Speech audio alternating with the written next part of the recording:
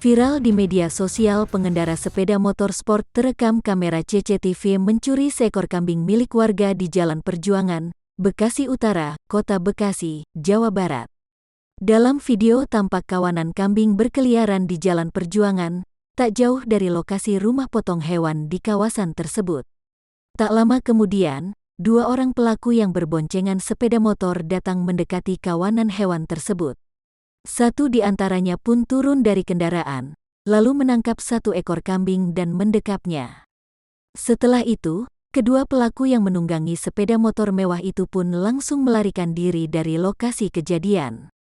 Aksi pencurian kambing itu pun terekam jelas oleh kamera CCTV yang terpasang di sekitar lokasi.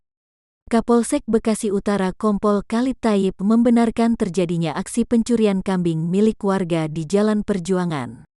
Iya, benar terjadi itu, kami sudah cek TKP. Korban sudah dimintai keterangan, yang dicuri satu ekor, ujar Khalid kepada Kompas.com, Minggu tanggal 18 April tahun 2021. Menurut Khalid, peristiwa tersebut terjadi pada Jumat tanggal 16 April tahun 2021 siang, ketika kambing tersebut sengaja dilepas oleh pemiliknya untuk mencari makan.